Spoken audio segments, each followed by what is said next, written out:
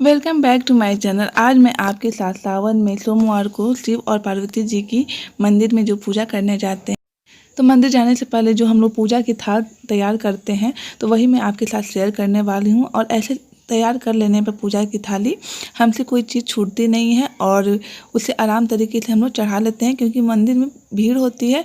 तो इस तरह से पहले से तैयार रखने से जल्दी भी पूजा भी कर लेते हैं और टाइम भी नहीं लगती है और कोई चीज़ छूटते भी नहीं है।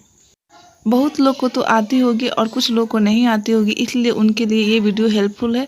तो वीडियो शुरू करने से पहले अगर आप मेरे चैनल पर नए हैं तो प्लीज़ मेरे चैनल को सब्सक्राइब कर लें और साथ में बेल आइकन ज़रूर से दबाएं, ताकि मेरी हर आने वाली वीडियो की नोटिफिकेशन आप तक जा सके। तो सबसे पहले मैं यहाँ पर एक बड़ा सा थाली ले रही हूँ, जो ये कांसा का थाली है। और कांसा का थाली काफ़ी शुद्ध माना जाता है, इसीलिए हम लोग पूजा करने में इसे लाते हैं। और मैं बहुत ही सिंपल तरीके से ये थाली सजाई हूँ। ये सारी चीज़ें आपके घर में मिल जाएंगी। तो सबसे पहले मैं यहाँ पर जल ले रही हूँ, और आप इसके जगह पानी भी ले सकते हैं, थोड़ी सी उसमें गंगा जल भी ऐड कर सकते हैं।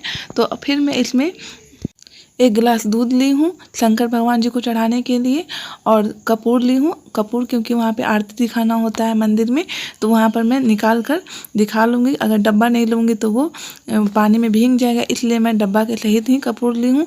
और यहाँ पर 5 या 7 या आप 9-11 ऐसे बेलपत्र ले सकते हैं। तो मैं यहाँ पे 5 बेलपत्र ली हूँ, और साथ ही में थोड़ी सी फूल ली हूँ। आप फूल कोई भी सा भी ले सकते हैं, पीला भी ले सकते हैं, क्योंकि शंकर भगवान जी को पीला फूल ज़्यादा पसंद है, लेकिन जो मुझे मिला है मैं वही ली हूँ। फिर मौली वाला धागा ली हूँ मैं, क्योंकि वहाँ पर शंकर भगवान जी को ये बांधना होता है। और 2 अमरूद ली हूँ फल के लिए। फल में आप केला वगैरह जितने भी फल होते हैं आप चढ़ा सकते हैं, उसमें कोई भी रोक नहीं है, लेकिन मैं यहाँ पे एकदम सिंपल थाली तैयार कर रही हूँ, इसलिए मैं रखी हूँ।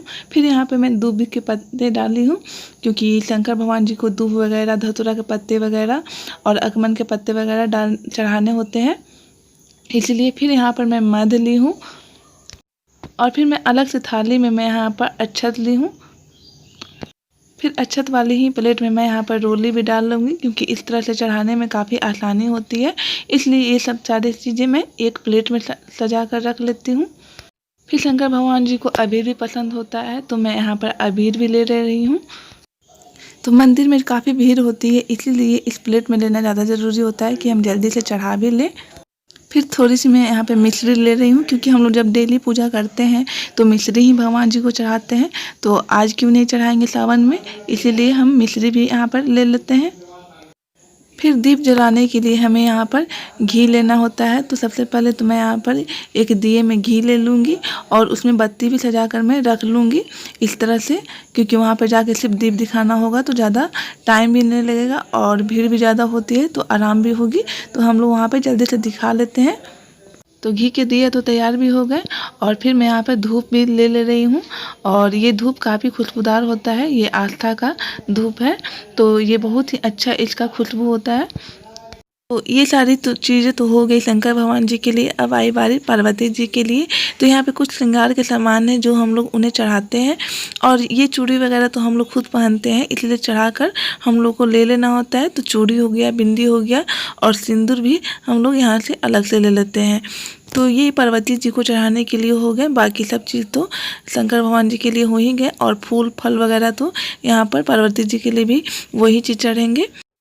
फिर हम लोग के यहाँ अगरबत्ती भी जलाया जाता है, तो मैं यहाँ पे अगरबत्ती भी ले रही हूँ। तो सारी चीज़ें मैं यहाँ पर तैयार कर ली हूँ। और अब लास्ट बाकी रह गया चंदन, जो शंकर जी को लगाना काफ़ी शुभ होता है। तो मैं यहाँ पर चंदन ले रही हूँ। एक चंदन आता है गीला वाला जो मार्केट में मिल जाता है, और एक आता है लकड़ी वाला। तो लकड़ी वाला काफ़ी शुभ होता है, और उसके घिसने के लिए भी ये भी पत्थर जैसा लकड़ी का ही बना होता है, ये भी मिलता है। तो ये आपको मार्केट में आसानी से मिल जाएगी। तो इस तरह का मैं ये भी रख लेती हूँ, और घस कर मैं वहाँ पर लगा लूँगी।